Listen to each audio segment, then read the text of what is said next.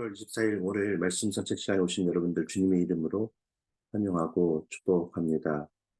오늘도 말씀을 통하여 하나님께서 주시는 크신 깨달음을 어, 깨닫게 되는 그런 은혜가 우리 모두에게 임하게 되길 주님의 이름으로 다시 한번 축복합니다.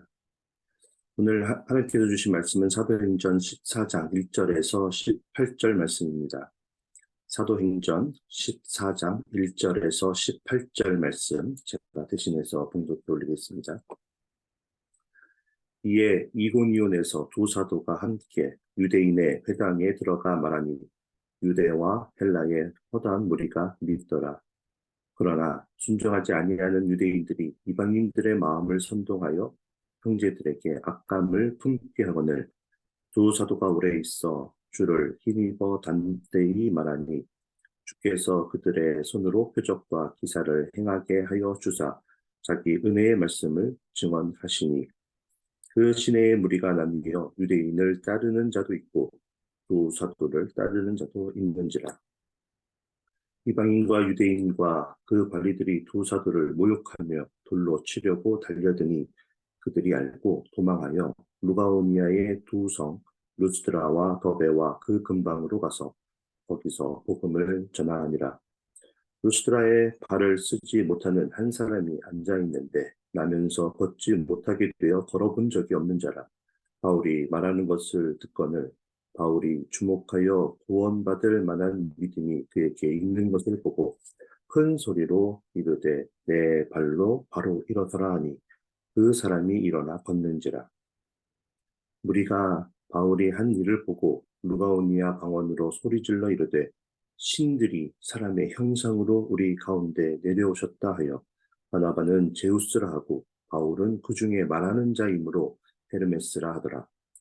시외 제우스 신당의 제사장이 소와 화환을 가지고 대문 앞에 와서 무리와 함께 제사하고자 하니 두 사도 바나바와 바울이 듣고 옷을 찢고 무리 가운데 뛰어들어가서 소리질러 이르되 여러분이여 어찌하여 이러한 일을 하느냐 우리도 여러분과 같은 성정을 가진 사람이라 여호와에게 여러분에게 복음을 전하는 것은 이런 헛된 일을 버리고 천지와 바다와 그 가운데 만물을 지으시고 살아계신 하나님께로 돌아오게 합니다. 하나님이 지나간 세대에는 모든 민족으로 자기들의 길들을 가게 방임하셨으나 그러나 자기를 증언하지 아니하신 것이 아니니 곧 여러분에게 하늘로부터 비를 내리시며 결실기를 주시는 선한 일을 하사 음식과 기쁨으로 여러분의 마음에 만족하게 하셨느니라 하고 이렇게 말하여 겨우 무리를 말려 자기들에게 제사를 못하게 합니다. 아멘. 이는 살아계신 하나님의 말씀입니다. 우리는 사도행전 13장의 내용을 통해서 사도 바울이 바나바와 함께 성령님의 보내심을 받고 이제 배를 타고 구브로 섬으로 건너가서 섬의 동쪽 끝이었던 살라미에서 이제 횡단하여 섬을 횡단해서 섬의 동쪽 끝인 바보라는 지역까지 복음을 전한 후에 바보에서 다시 배를 타고 버가에 간 이후 이제 비시디아에 있는 안디옥에서 예수 그리스도의 복음을 전한 사도 바울의 1차 전도 여행의 전반부에 대해서 함께 나누어 보았습니다. 바울은 이제 비시디아 안디옥에서 두 번에 걸쳐 회당에서 설교를 하게 되었는데 그의 설교의 핵심은 이렇습니다. 하나님께서 어떻게 그리스도를 구약의 시대부터 준비하셨는지 그래서 구약의 말씀을 통해서 증거를 합니다. 그렇게 하나님께서 약속하신 대로 예수님을 구주로 이 땅에 보내주셨는데 그래서 그분을 통해 구원 사역이 어떻게 이루어지고 성취되었는지를 담대하게 선포하게 됩니다. 이렇게 담대하게 진리의 말씀을 선포하자 유대인들과 이방인들 중에 말씀을 믿고 따르는 자가 많았고 다음 안식일에도 말씀을 계속해서 전해달라고 요청을 이제 받게 됩니다. 그리고 어제 해당하는 이제 사도행전 13장 42절 이하를 살펴보면 이번에는 두 번째 하는 설교에서는 온 시민이 거의 다 와서 하나님의 말씀을 듣게 됩니다. 자, 그러자 진리의 말씀을 들은 사람의 반응이 이제 두 개로 각기 다른 반응을 보여주게 됩니다. 13장 45절을 보면 유대인들은 많은 사람들이 예수 그리스도의 복음을 들으려고 하고 또 듣고 믿게 되는 것을 목격하자 어떻게 합니까? 시기가 가득합니다. 그래서 바울이 말한 것을 반박하고 이제 비방하려고 듭니다. 반면에 이방인들은 13장 48절에 보면 예수 그리스도의 복음을 듣고 기뻐하여 하나님의 말씀을 찬송하며 영생을 주시기로 작정된 자들이 다 믿게 되었다고 이렇게 각기 다른 반응을 보여주게 됩니다. 오늘 예수 그리스도의 복음을 듣게 되는데 이처럼 각기 반응을 할 수도 있다는 것을 알게 된 우리들이 생각해 보면 우리가 복음을 들었을 때 믿게 되어 하나님의 자녀가 된 것이 참으로 축복된 인생이라는 것을 우리가 믿고 우리 인생 가운데 계속하여 기쁨으로 하나님을 찬송하고 또 영광 올려드리는 삶을 살게 되는 저와 여러분이 되어지기를 예수 그리스도 이름으로 축복합니다. 자, 그런데 시기하며 반박하고 비방하였던 유대인들이 13장 50절에 보니까 그 마음을 적극적인 행동으로 옮기고 있습니다. 그들은 경건한 귀부인들과 그 시내의 유력자들을 선동합니다. 그래서 결국 그들을 통해 바울과 바나바를 박해하며 그 통해서 쫓아냅니다. 그래서 쫓겨난 곳이 바로 오늘 본문의 배경이 된 이고니온이었던 것입니다.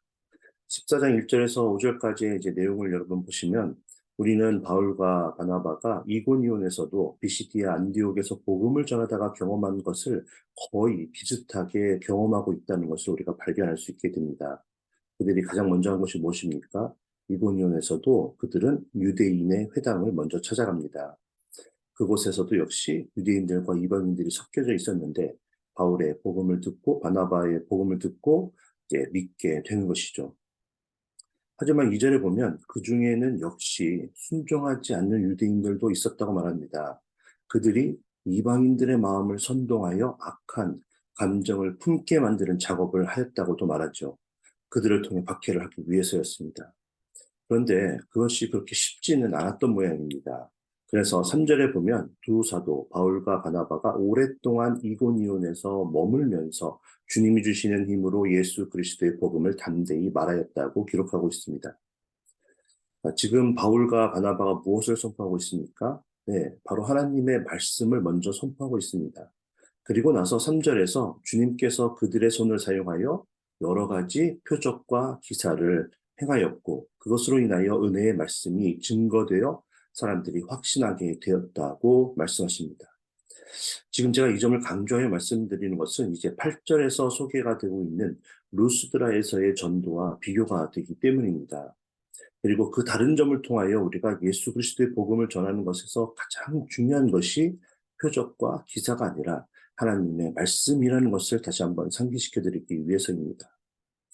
우리가 가족과 모건분들 그리고 이웃들에게 사랑으로 섬기는 것이 예수 그리스도의 복음을 전하는데 너무나 큰 도움이 된다는 것을 부인할 수 없습니다. 그러나 그 사랑과 섬김 속에 가장 기본이 되는 하나님의 말씀이 없다면 그 모든 노력이 아무런 의미가 없게 된다는 것입니다. 왜 그렇습니까? 그들이 구원을 받을 수 있는 유일한 길인 예수님의 그 복음이 그들에게 없을 수 있기 때문인 것이죠.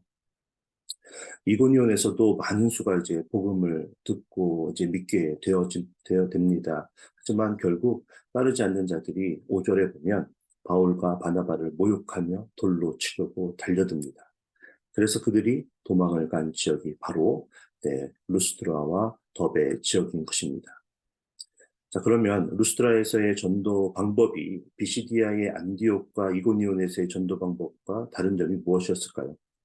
가장 먼저 발견할 수 있는 점은 바로 그들이 가장 먼저 회당을 찾아갔다는 내용이 그 루스드라에서의 전도 내용에 나오지 않는다라는 것입니다. 그 이유가 무엇이었을까요? 비시디아의 안디옥은 당시 군사 및 정치의 중심지였던 대도시였습니다. 그리고 이고니온 역시 여러 개의 주요 도로들이 그렇게 만나는 교통의 중심지였기 때문에 비시디아 안디옥을 능가했을 정도로 여러 민족들이 많이 모여 살고 있었던 번화한 도시였습니다. 그렇기 때문에 그 두 도시에는 유대인들이 많이 살고 있었고 그들이 모였던 회당이 존재하고 있었던 것입니다. 그런데 그에 비해서 아주 작은 도시였던 루스트라에서는 유대인들의 수가 매우 적었고 그래서 회당이 없었던 것입니다. 그럼 예수 그리스도의 복음을 전하는 것에 이 차이가 도대체 어떤 영향을 미치는 것일까요? 앞서 13장에서 바울이 비시디아 안디옥에서 설교한 내용을 간단하게 요약해서 말씀을 드렸는데요. 회당에 모인 유대인들, 그리고 그 유대인들이 믿고 있는 구약의 하나님에 관심을 가지고 유대교를 따르던 이방인들은 구약의 말씀을 잘 알고 있는 사람들이었습니다. 그래서 바울은 구약의 말씀들을 인용하면서 예수님이 하나님께서 예비하신 구세주임을 증거할 수 있었습니다. 그런데 유대인의 수가 없었던 그 루스드라에서는 이러한 전도 방법이 가능하지 않았던 것입니다. 여러분 이해가 되십니까? 네. 그래서 8절에 보면 하나님의 말씀이 먼저 선포되기 전에, 회당에서 선포되기 전에 기적이 먼저 일어나게 됩니다. 바로 나면서부터 걷지 못하게 된 안진뱅이가 있었는데 바울이 그를 주목하여 보니까 구원받을 만한 믿음이 그에게 있는 것을 보고는 10절에서 큰 소리로 내 발로 바로 일어서라고 외칩니다. 그러자 그 안진뱅이가 일어나 걷게 되는 놀라운 기적이 일어나게 된 것이죠. 제가 사도행전을 처음으로 시작하는 그 첫날, 사도행전이 가지고 있는 여러 가지 특징들에 대해서 설명을 해 드렸는데요. 12사도 중에 한 명이 아니었던 그 바울의 그 사도권을 인정하기 위해서 사도행전의 저자인 누가가 사도 베드로가 한 사역 중에 바울과 똑같이 행한 것을 의도적으로 이렇게 기록하였다고 말씀을 드렸습니다. 그 중에 하나가 바로 오늘 8절 이하에 나오는 나면서부터 안진뱅이였던 사람이 일어나게 된 기적을 사도 베드로도 그리고 바울도 행했다는 것을 기록하고 있는 것입니다. 사도행전 3장에 기록되어 있는 사도 베드로가 나면서부터 안진뱅이였던 자를 고쳤던 장면과 매우 비슷한 장면인 것이죠. 사도 베드로가 기적을 행함으로써 솔로몬 행각에 많은 사람들이 몰려들어 베드로가 전하는 예수 그리스도의 복음을 들었던 장면까지도 매우 흡사한 것을 우리가 발견하게 됩니다. 여러분 11절을 보시면 사도 바울이 안진뱅이를 일으키자 많은 무리가 루가오니아 방언으로 소리를 지르면서 바울과 바나바의 주위에 몰려 들었던 것입니다. 그런데 문제는 이들이 모두 하나님을 알지 못하는 이방신을 섬기는 이방이었던 것입니다. 그래서 반응을 보면 매우 재미있는 일이 다음에 벌어지게 됩니다. 그들은 바울과 바나바를 보면서 신이 사람의 형상을 하고 자신들에게 내려왔다고 막 소리를 칩니다. 그러면서 12절에 보니까 바나바를 제우스로 또 그리고 말씀을 적극적으로 전했던 바울을 헤르메스로 부르기 시작합니다. 이들이 이처럼 자신들과 똑같은 사람이었던 바울과 바나바를 보면서 신화에 나오는 제우스와 헤르메스가 사람이 되어 자신들에게 내려왔다라고 말한 것에는 그들에게 전해져 내려오는 하나의 이야기가 배경이 됩니다. 그 신화를 간략하게 소개해드리면 이렇습니다. 그 지역에 늙은 부부 빌레몬과 바옥시스가 있었는데 그들이 사람의 모습으로 내려왔던 제우스와 헤르메스의 정체를 알지 못하는 가운데서도 그들을 잘 대접을 하는 일이 있었습니다. 그것의 보상으로 그들이 살고 있던 집은 신전으로 변하였고 제우스와 헤르메스를 박대하였던 마울은 홍수로 인해 잠겼다는 신화의 이야기가 이 배경이 되는 것입니다. 루스드라의 사람들은 그 보상을 바라면서 안진뱅이를 일으켰던 바울과 바나바를 제우스와 헤르메스로 자신들이 알아보았다고 지금 막 소리를 치면서 지금 말하고 있는 것입니다. 이처럼 그곳에 있는 사람들은 미신적인 그런 신앙에 몰두해 있었습니다. 그런 미신적 신앙에 몰두해 있던 자들이었기 때문에 그들은 이제 13절에 보면 소와 화환들을 가지고 와서 바울과 바나바에게 제사를 드리려고 합니다. 참으로 안타까운 일이 바울과 바나바에게 일어나게 된 것입니다. 그런데 오늘 본문을 읽으면서 더 안타깝다고 생각이 든 것은 우리들에게도 이러한 어리석은 모습이 완전히 없다고 자신 있게 말할 수 있는지 생각해 보았기 때문입니다. 사도 베드로가 예루살렘 성에서 나면서부터 안진뱅이였던 자를 일으켜 세울 때를 여러분 생각해 보시기 바랍니다. 그것을 본 유대인들이 어떤 사람들이었습니까? 그들은 하나님을 잘 알고 있는 사람들이었습니다. 그리고 기도하기 위해서 날마다 정해진 시간에 빠지지 않고 예루살렘의 성전에 올라왔던 사람들이었습니다. 그러나 그들은 베드로가 예수 그리스도의 이름으로 안진뱅이를 일으켰던 것에 집중하지는 못합니다. 그렇게 기적이라는 행위에만 보이는 것에만 주목하였던 그들은 영적으로 눈이 먼 자들이었습니다. 그래서 그 유대인들과 오늘 바울과 바나바를 제우스와 헤르메스라고 부르며 그들에게 제사를 지내려고 했던 이방인들과 무슨 차이가 있느냐는 것입니다. 그리고 예수 그리스도의 복음을 듣고 믿어 하나님의 자녀가 되어 교회에 있는 주일마다 빠지지도 않고 나와 예배를 드리지만 하나님의 말씀에 집중하지 못하고 보이는 것에 집중하며 심지어 신비로운 현상을 쫓아서 유튜브와 또 이단들이 하는 것에 기웃거리고 있는 우리들이 그들과 어떤 차이가 있느냐는 것입니다. 또 여러분 모두는 오직 하나님의 말씀에만 집중하며 하나님의 말씀으로만 인해서 우리가 기뻐하고 또 모든 영광을 오직 하나님께만 온전히 올려드리는 그런 참된 크리스천이 되기를 예수 그리스도 이름으로 축복합니다. 하나님께서는 하나님께서 하셨다라는 것을 너무나 분명하게 알고 있었던 바나바와 바울은 그래서 이제 14절을 보시면 자신들을 신으로 생각하며 자신들에게 제사를 지내려고 하는 사람들을 보고는 그 상황을 즐기거나 또 사사로운 이익을 채울 어리석은 생각을 하는 대신에 유대인들이 가장 비통한 일을 당할 때 하는 행동이 무엇입니까? 바로 자신의 옷을 찢고는 곧바로 무리 가운데로 뛰어들며 큰 소리로 외치기 시작합니다. 15절부터 17절까지의 말씀을 제가 다시 한번 읽어보겠습니다. 이르되 여러분이여 어찌하여 이러한 일을 하느냐? 우리도 여러분과 같은 성정을 가진 사람이라. 여러분에게 복음을 전하는 것은 이런 헛된 일을 버리고 천지와 바다와 그 가운데 만물을 지으시고 살아계신 하나님께로 돌아오게 함이라. 이제 우상 숭배하는 것을 버리고 하나님께로 돌아오라고 말씀을 선포합니다.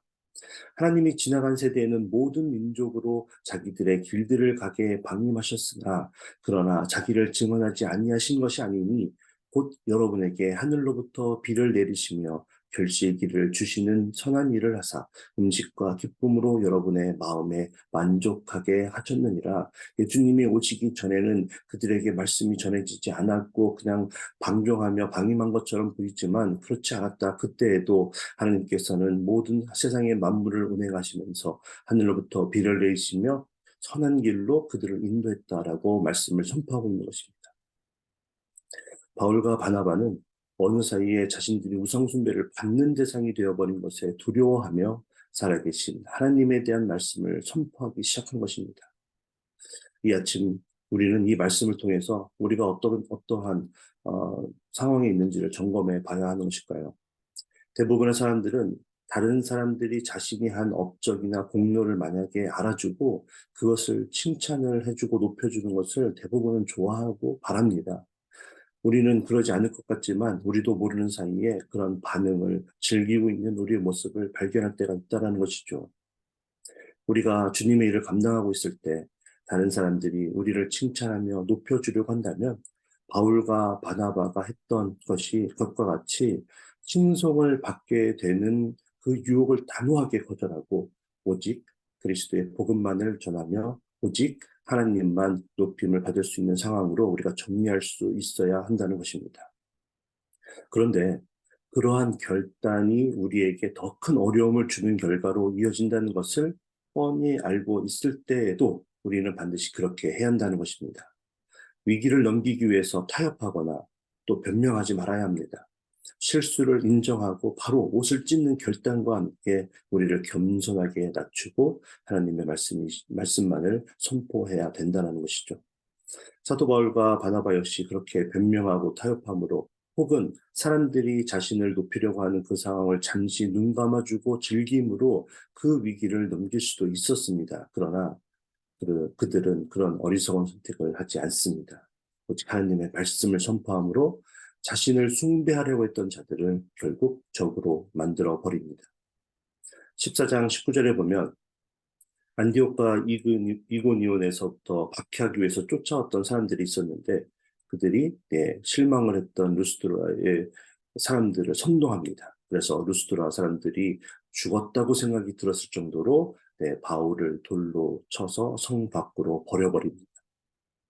근데 여러분, 이처럼 계속해서 돌에 맞아서 쫓겨나고 또 돌에 맞아서 거의 죽게 되는 죽음의 공포를 맛을 보았던 그 사울은 훗날 지금 이제 제1차 전도 여행을 통해서 복음을 전했던 비시디아, 안디옥, 이고니온, 루스드라 그리고 더베가 속해 있는 갈라디아 지역에 세워진 교회의 성도들에게 갈라디아서라는 복음의 편지를 쓰는데 그 갈라디아서 2장 20절에서 이처럼 놀라운 고백을 갈라디아 지역의 성도들에게 전합니다. 갈라디아서 2장 20절입니다. 내가 그리스도와 함께 십자가에 못 박혔나니 그런즉 이제는 내가 사는 것이 아니요 오직 내 안에 그리스도께서 사시는 것이라.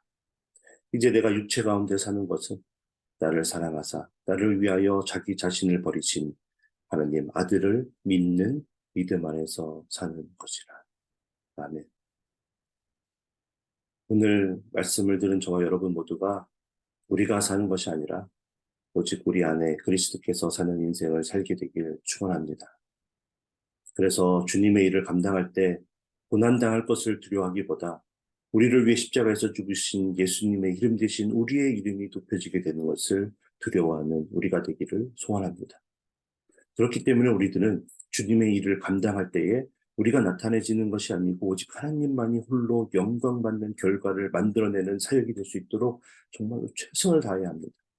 그리고 이것은 우리가 오직 하나님의 말씀을 선포할 때 이루어질 수 있다는 것을 명심하고 다른 부차적인 일에 집중하기보다 오직 하나님의 말씀 선포에 집중하는 그런 삶을 살게 되길 예수님의 이름으로 축복합니다. 우리가 이러한 삶을 살 때에 하나님께서 우리의 삶 속에서 기적과 표적을 이루시며 하나님의 말씀이 살아있음을 확증하실 것입니다. 아멘. 네, 함께 기도하겠습니다. 사랑의 하나님, 오늘 말씀을 통해 우리가 예수 그리스도의 복음을 전할 때 하나님의 말씀 선포가 얼마나 중요한지를 깨닫게 하여 주시는 데 감사를 올려드립니다. 오직 하나님의 말씀을 담대하게 전함으로 우리가 주목받게 되는 일이 일어나지 않게 해주시고 선포되어지는 하나님의 말씀이 이루어지는 놀라운 기적이 우리의 삶 속에서 끊이지 않고 일어나는 복된 인생을 우리 모두가 살게 하여 주시옵소서. 하나님의 말씀을 선포하는 것으로 인해 당하는 고난을 우리가 두려워하지 않게 하여 주시고 우리 모두가 그리스도와 함께 십자가에 못 박혀 오직 우리를 사랑하사 우리를 위하여 자기 자신을 버리신 하나님의 아들을 믿는 믿음 안에서 사는 우리 모두가 되게 하여 주시옵소서. 예수님의 이름으로 감사하며 기도하옵나이다. 아멘. 우리 이 시간 함께 합심하며 기도하겠습니다. 말씀을 생각하며 우리가 하나님을 위하여 또 여러 가지 사역으로 주님께 드린다고 생각을 하고 있는데 그 안에 우리가 버려야 할 것이 있는지 하나님의 영광을 가리고 있는 그러한 잘못된 것들이 있는지를 돌아보는 그런 오늘 하루가 되고 그것을 회개하며 또 변하는 그런 오늘 하루가 되기를 소원합니다. 이번 주 토요일 토요무릎 기도에서는 켈빈 신학교에서 신약 박사과정인 김승주 목사님께서 오셔서 말씀을 전하십니다. 많은 분들 오셔서 함께 그 은혜를 누릴 수 있게 되기를 소원합니다. 이번 주에 이제 세 번째 주, 마지막 주 서머 캠프가 진행이 됩니다. 여러분 끝까지 우리 선생님들, 교육자들 또 발런티어들과 우리 학생들을 위해서 여러분 끝까지 기도해 주시기를 부탁드립니다. 7월은 남아공의 강명원, 이준 선교사님을 위해서 우리 함께 합심하며 기도하고 있습니다. 또 우리 성도님들 중에 치유 중에 있고 또 입원해 있는 분들도 있습니다. 또 수술을 앞두고 있는 분들도 있고요. 네, 우리 그분들을 위해서 함께 합심하며 하나님께서 역사해 달라고 기도하길 원합니다. 그 외에도 또 삶에 참으로 어려운 일들, 또 신분과 경제적인 여러 가지 그런 어려움으로 인해서 기도하고 있는 우리 성도님들을 위해서 함께 합심하여 기도하고 오늘 세상으로 나아가도록 하겠습니다.